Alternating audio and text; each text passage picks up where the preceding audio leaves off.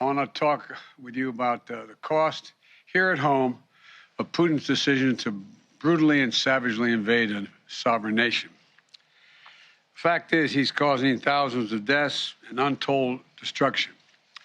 Working with our NATO allies and our European partners and beyond that, we're responding. We're aiding the Ukrainian people, both economically and militarily, while leaving the most punishing economic sanctions against Russia ever used against another nation in place and increasing them. Thus far, these actions are crippling Russia's economy, isolating Putin from the world, and helping Ukrainians fight for their country and ease their suffering. But as I've said from the start, Putin's war is imposing a cost on America and our allies and democracies around the world. Today, I want to talk about one aspect of Putin's war that affects and has real effects on the American people. Putin's price hike that Americans and our allies are feeling at the pump. I know how much it hurts. As you've heard me say before, I grew up in a family like many of you, where the price of a gallon of gasoline went up. It was discussion at the kitchen table. Our family budgets, your family budgets, to fill a tank, none of it should hinge on whether a dictator declares war. So today I'm laying out a two-part plan, not only to ease the pain that families are feeling right now, but to end this era of dependence and uncertainty, and to lay a new foundation for true and lasting American energy independence. Parenthetically, just imagine if, in fact, Europe didn't have to count on Russian oil. If they were energy independent, it would change the nature of so much. The problem we're facing with gas prices has two roots. First, the pandemic. When COVID struck, demand for oil plummeted, so production slowed down worldwide. Because of the strength and the speed of our recovery, demand for oil shot back up much faster than the supply. That's why the cost of gas began to rise last year. The second root is Vladimir Putin. The start of this year, gas was about $3.30 a gallon. Today, it's about averaging $4.20, $4.22. It's higher in many states. Nearly $1 more in less than 3 months. And the reason for that is because of Putin's war. And now many people are no longer buying Russian oil around the world. I banned the Russian import of oil here in America. Republicans and Democrats in Congress called for it and supported it. It was the right thing to do. But I said at the time, it's going to come with a cost. As Russian oil comes off the global market, supply of oil drops and prices are rising. Now Putin's price hike is hitting Americans at the pump, which brings me to the first part of my plan. To immediately increase the supply of oil, our prices are rising because of Putin's action. There isn't enough supply. And the bottom line is, if we want lower gas prices, we need to have a more oil supply right now. For U.S. oil companies that are recording their largest profits in years, they have a choice. One, they can put those profits to productive use by producing more oils, restarting idle wells, or producing on the sites they already are leasing, giving the American people a break by passing some of the savings on to their customers and lowering the price at the pump. Or they can, as some of them are doing, exploit the situation, sit back, ship those profits to the investors, and while American families struggle to make ends meet. Look, this is a moment of consequence and peril for the world, and pain at the pump for American families. It's also a moment of patriotism. I want to acknowledge those companies that have already announced they're increasing immediate production. They're investing money to produce more oil, and also clean technology we need to reduce our dependence on oil in the future. They have everything they need, nothing standing in their way. And they've indicated they will be producing an extra 1 million barrels of oil per day, probably starting as early as this fall. That's progress. But some companies have been pretty blunt. They don't want to increase supply because Putin's price hike means higher profits. One CEO even acknowledged that they don't care if the price of a barrel of oil goes to $200 a barrel. They're not going to step up the production. I say enough. Enough of lavishing excessive profits on investors and payouts and buybacks when the American people are watching. The world is watching. U.S. oil companies made nearly $80 billion in profit last year. And this year, those profits are expected to continue to soar. This is the time, not the time to sit on record profits. It's time to step up for the good of your country, the good of the world, to invest in immediate production that we need to respond to Vladimir Putin, to provide some relief for your customers, not investors and executives. Look, I'm a capitalist. I have no problem with corporations turning a good profit. But companies have an obligation that goes beyond just their shareholders, to their customers, their communities, and their country. No American company should take advantage of a pandemic or of Vladimir Putin's actions to enrich themselves at the expense of American families. Investing those profits in production and innovation. That's what they should do. Invest in your customers. And it isn't just like, it's not the patriotic thing. It is good for your business as well. Right now, oil and gas industry is sitting on nearly 9,000 unused but approved permits for production on federal lands, or more than 1 million unused acres they have a right to pump on. Families can't afford that companies sit on their hands. So, to help execute this first part of my plan, I'm calling for a use it or lose it policy. Congress should make companies pay fees on wells on federal leases they haven't used in years, and acres of public land they're hoarding without production. Companies that are already producing from these wells won't be affected, but those sitting on unused leases and idle wells will either have to start producing or pay the price for their inaction.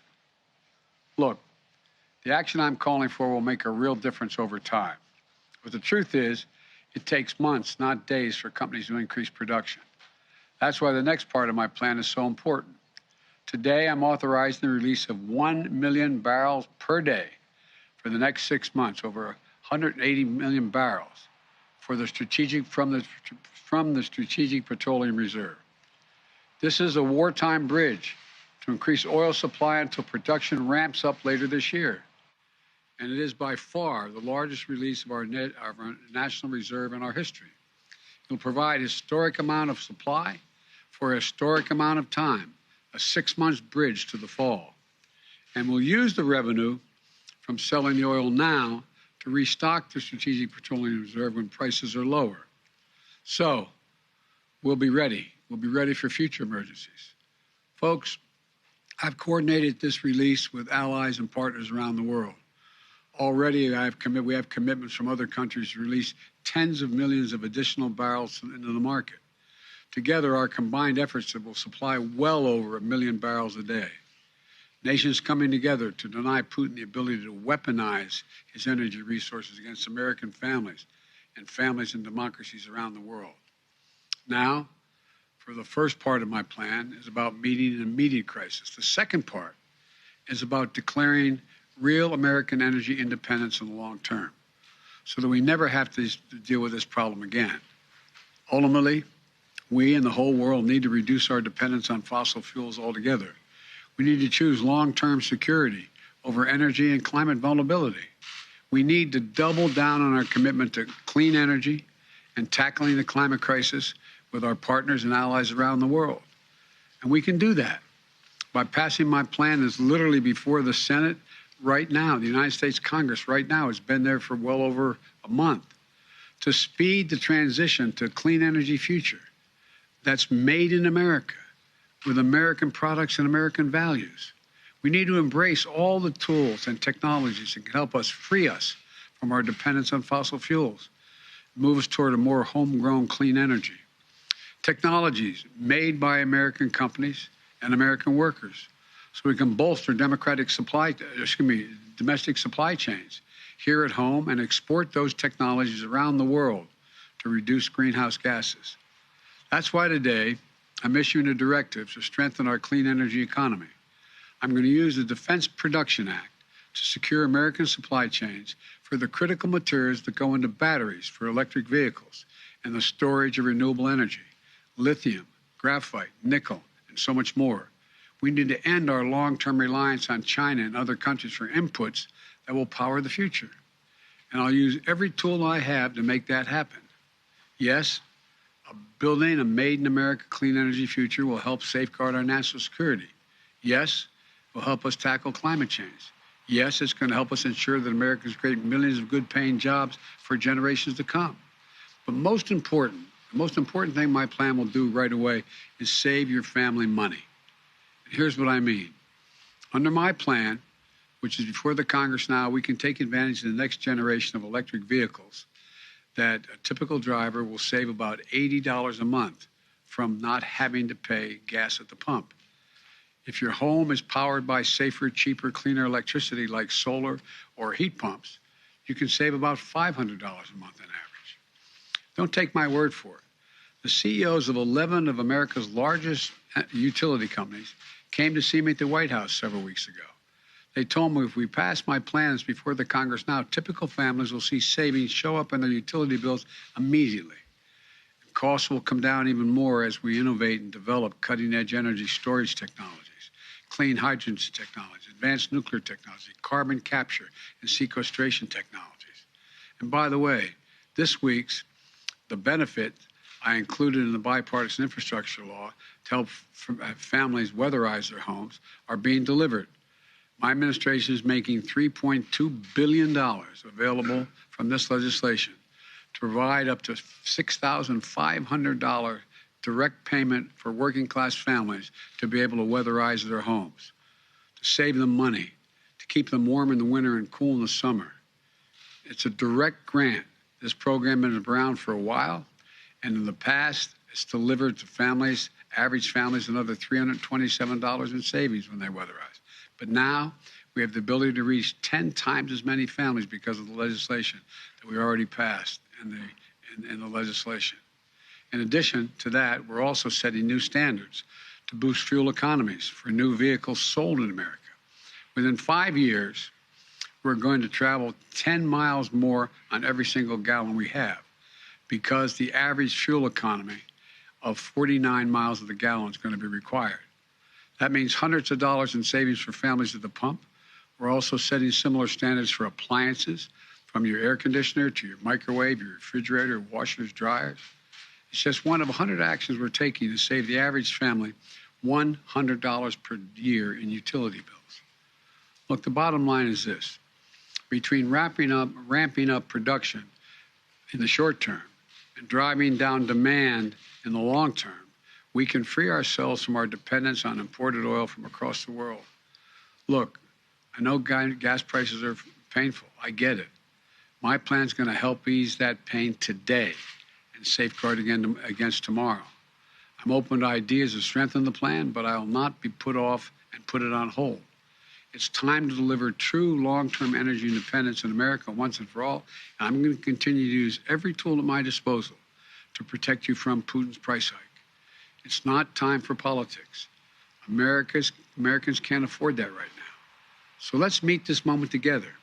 Remember, we're the only nation that has turned every crisis we ever faced into an opportunity. We have a crisis, the price at the pump. So let's show some true strength in this nation, show our unity, our resolve, our innovative spirit in America, and come out of this long-term much better off. If we stand up to the bullies of the world, the autocrats and dictators, we stand up for those who are ready to unite with us, United States of America.